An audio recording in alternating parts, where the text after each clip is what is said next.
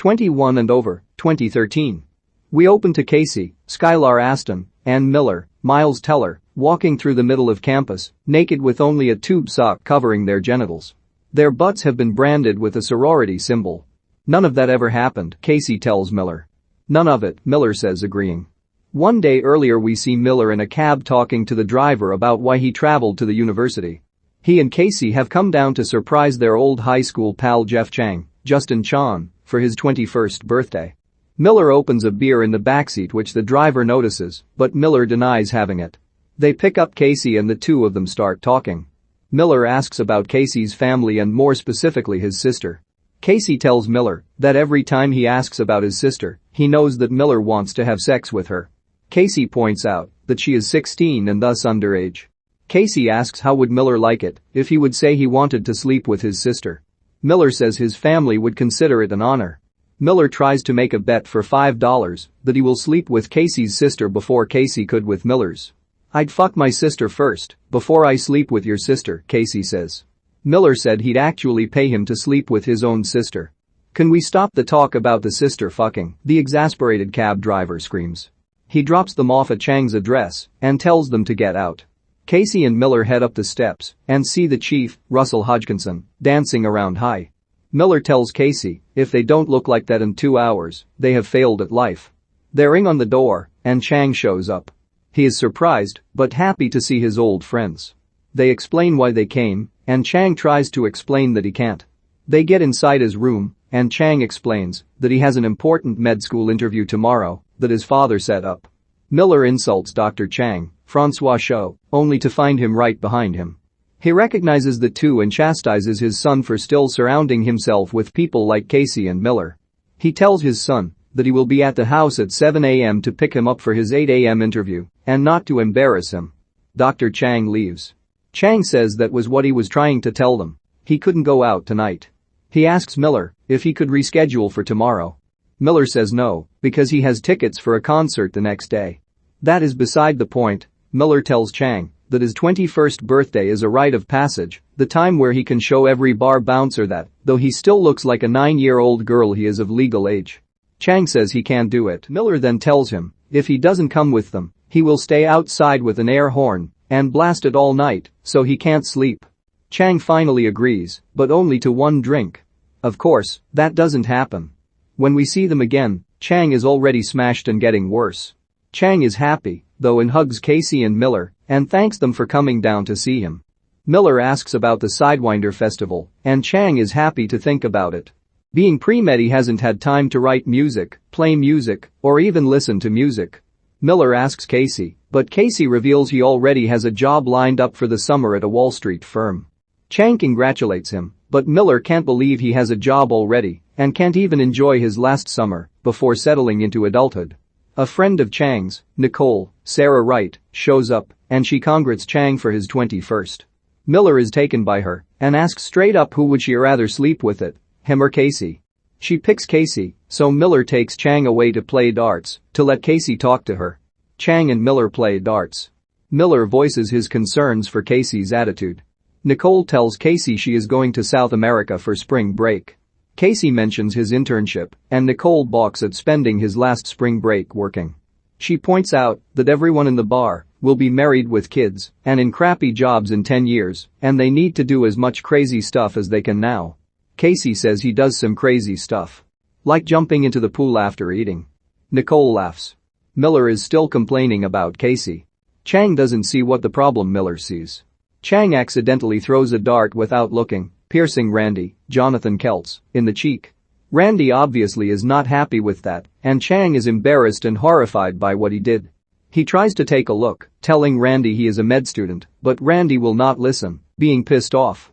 Miller tries to tell Randy it was an accident, and they're sorry. Randy responds that accidents have all the time, and takes a bar stool and slams it into Chang hard. Chang and Miller realize they need to get out of the bar now. Casey and Nicole are still talking. It's obvious Nicole is interested, and if Casey has a little more game, he could get somewhere. However, Miller and Chang pull him away from her and out of the bar. Nicole smiles and waves him goodbye. Casey asks what was so important that he had to pull away from Nicole. Miller tells him he wouldn't have closed with her anyway. Casey says they should take Chang home, but Miller sees there are over 20 bars in the area and doesn't want the night to end yet. Chang notices Galloway's, a bar that carded him like crazy, and he wants to get in now. He goes up to the bouncer, and the bouncer insults him. Chang pulls out his ID. 21. Blackjack motherfucker. Chang says. The bouncer just tells him to go inside. Where are all the white women at? Chang calls out. Miller and Casey follow behind him. A bar montage ensues in which Chang drinks more, break dances on the dance floor, exposes himself to a bar full of women, then proceeds to urinate on them and rides a mechanical bull before projectile vomiting. Casey and Miller realize they have to take Chang home for sure then. Problem is they don't know where he lives. However, Casey remembers Nicole. Miller says to give it up, he can't close, but Casey means Nicole knows Chang, so he should know where he lives. Plus, he saw her sorority sweatshirt, so they can just go find her. Casey and Miller drag Chang across the university looking for the sorority. They check Chang and find a revolver on him. They are seriously freaked out by him having it. Miller jokes about wanting to kill a squirrel. They stop at what they believe is the right sorority and ring the bell. 2 girls answer and write on a whiteboard there are no visitors after 11. Casey tries to ask about Nicole, but the girls shut the door in their faces.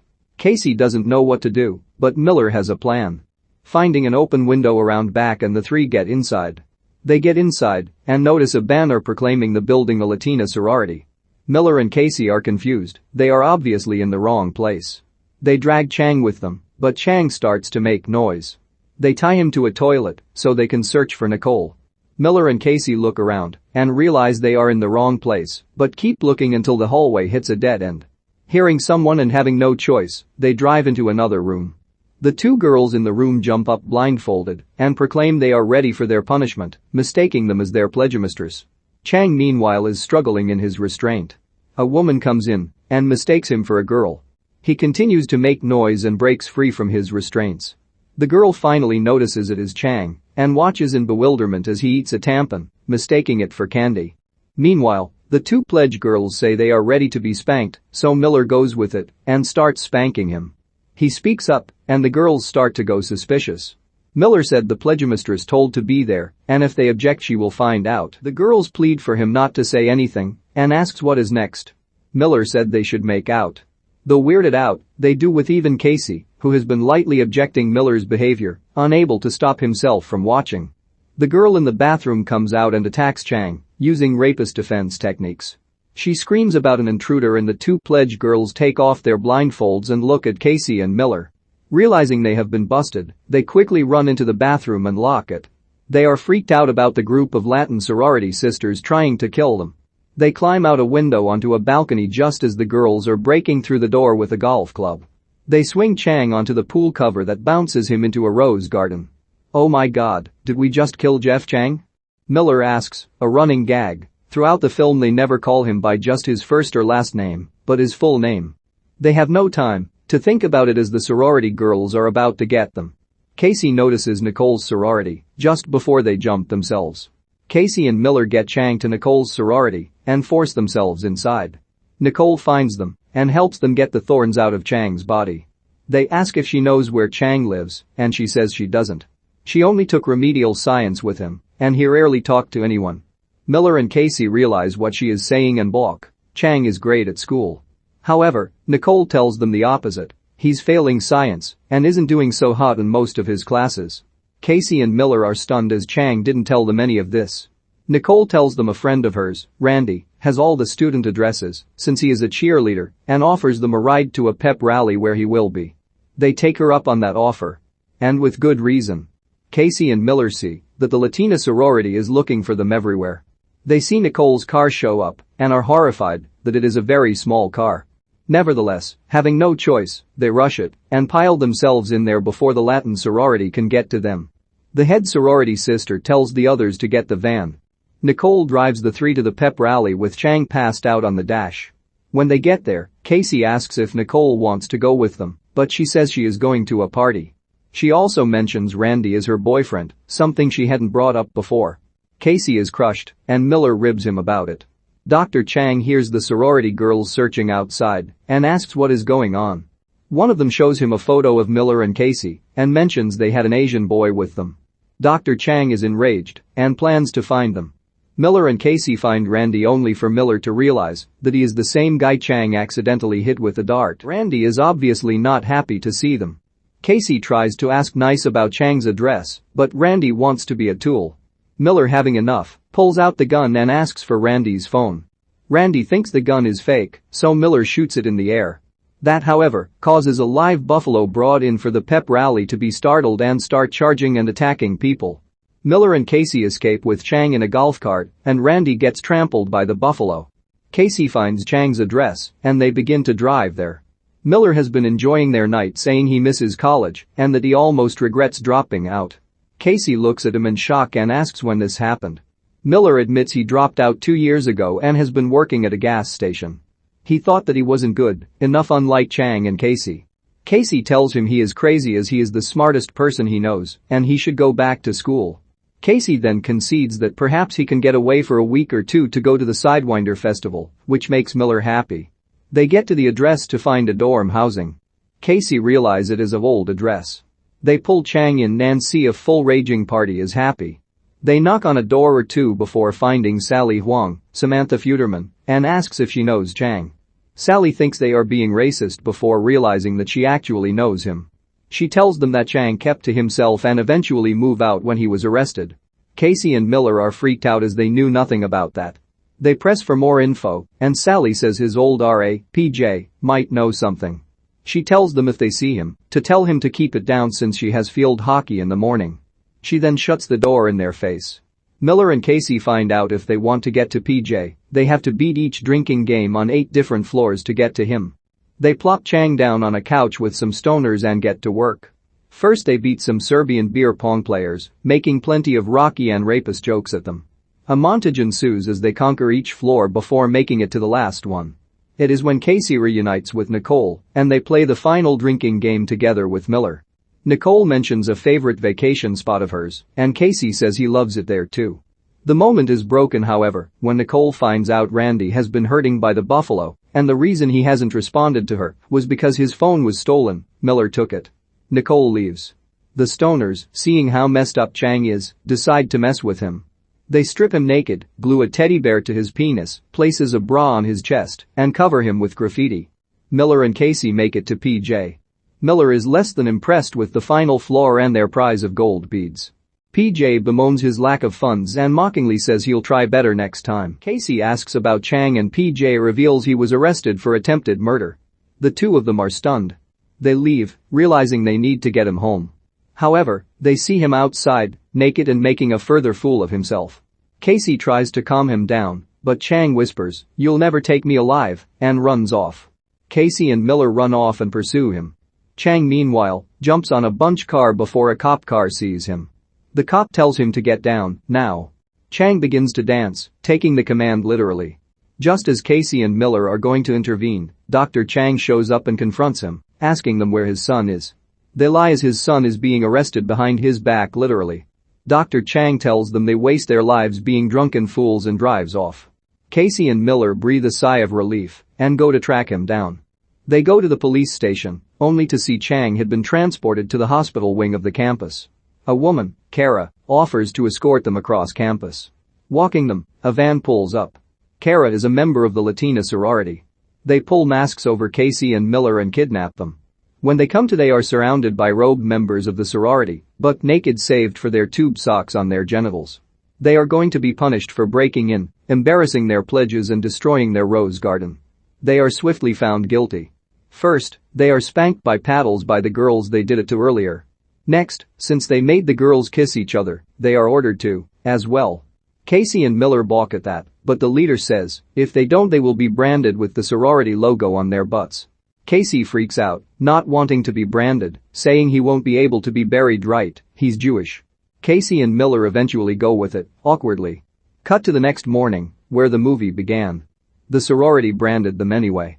As they walk, Casey calls Miller out on his bullshit. He forced Chang to go out and get drunk and caused everything. Miller says Chang is an adult and made his own choices. Besides, this is what friends do for each other for their birthdays. Casey, angry at him, says they are not friends. Not anymore. Miller tells him, if they are going to be honest, He is tired of Casey's crap too. He thinks it is stupid that Casey is so ready to settle for monotony of adulthood. Casey says he is growing up, but Miller says he has forgotten how to be young and have fun. They have a naked fight in the middle of the quad due to their fighting. Later, they reach the hospital and are given hospital scrubs to have clothing. Nicole comes out and spots them. She says she went to check on Randy after his attack, but he acted like an asshole, so they broke up, it being a long time coming. Nicole says she will be leaving on her trip in a few hours and waits for Casey to say something. He doesn't, scared, and so she leaves, saying goodbye. Casey kicks himself for being too chicken. They find out by the head nurse that Chang will be held 24 hours. They grab the file from her and find out that not only Chang has been there numerous times, his attempted murder charge was actually an attempted suicide. Casey and Miller are shocked at how little they know about their friend. The nurse kicks them out.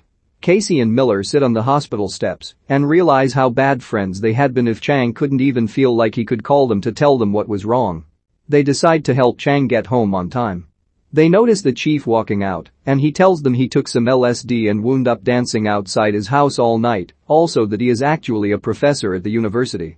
Casey realized that they had probably passed by Chang's house numerous times during the night, as the chief lives next door, and didn't realize it. They get the chief's address and go get Chang, so he will be ready for his interview.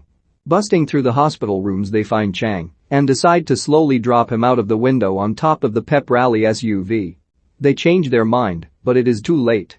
They can't pick him up, so he drops 2 to 3 stories onto the hood of the car. Did we just kill Jeff Chang again? Miller asks. They get outside to find the SUV missing. Chang shows up having stolen it just as Randy shows up and notices. The 3 of them pile in, and Chang drives off. However, Chang is still obviously drunk and drives erratically, sometimes not even looking at the road. I feel real alert, like Spider-Man, Chang notes, seconds before toppling a half-dozen parking meters. Casey and Miller are scared, while Chang cuts through the university with a police car not far behind. Miller thinks they are going to die and admits that he wants to go back to school, he wants to make out with a black chick, and that he wants to really fuck Casey's sister. Chang hears the dropped out of school part and looks back at him. Miller tells him to watch the road. They eventually fishtail over a hill, with the car doing a 360 turn several times before landing right side up on a lower road with the police car unaware. Maybe I shouldn't drive, Chang says. Having 20 minutes or less to make him presentable, the 3 race home and get him showered and cleaned up. Having no choice, they yank the teddy bear off Chang's penis, causing him immense pain. I think we just circumcised Jeff Chang, Casey says. They get him in a suit and tell him he's ready. Chang says he doesn't know if he can do this. He doesn't want to be a doctor, and he's failing all the courses needed for it anyway. Miller blurts out that they know about his suicide attempt. Chang says he didn't actually try to kill himself. He had been studying for 72 hours straight, coked out on pills, to help him focus, and he started to hallucinate in his room, and the gun went off. Miller and Casey tell him that he needs to be honest with his father. Tell the truth? Chang says. Guys, that is so white. They hear a knock at the door, and thinking it is Dr. Chang, Chang opens it. However, it is Randy who punches Chang to the ground with a baseball bat and starts destroying things for the earlier dart incident. Dr. Chang shows up and asks Randy who the hell he is. Randy threatens Dr. Chang and tells him his son won't be making that interview. Seeing it coming, Chang, Miller, and Casey wince as Dr. Chang takes the bat and beats up Randy. He then tells his son to come with him. Chang finally stands up to his dad and says he doesn't want to be a doctor. Dr. Chang seemingly understands, then says he understands that he raised a worthless piece of shit son. Miller, having enough, punches Dr. Chang for bad talking his son like that. Chang tells his father to leave, and he does. Randy gets back up and tells Chang his father is a dick too and apologizes for being an asshole. Though weirded out, he accepts Randy's apology and Randy and his crew leave peacefully. Chang feels great as he can now do what he wants in life. Chang tells his friends that he wants to start doing music again and really enjoy life for once, as now every decision will be his own. Casey gets an epiphany and tells them he'll see them later, running to catch Nicole. You're ruining the moment, Dick, Miller screams after him. Chang sighs and notes, my fucking dick hurts. Casey sees Nicole's car pull away and is sad to have just missed her. Nicole calls out to him nearby though. She is letting her friend borrow it while she is away. Nicole asks if he has something to tell her. Casey says yeah and kisses her.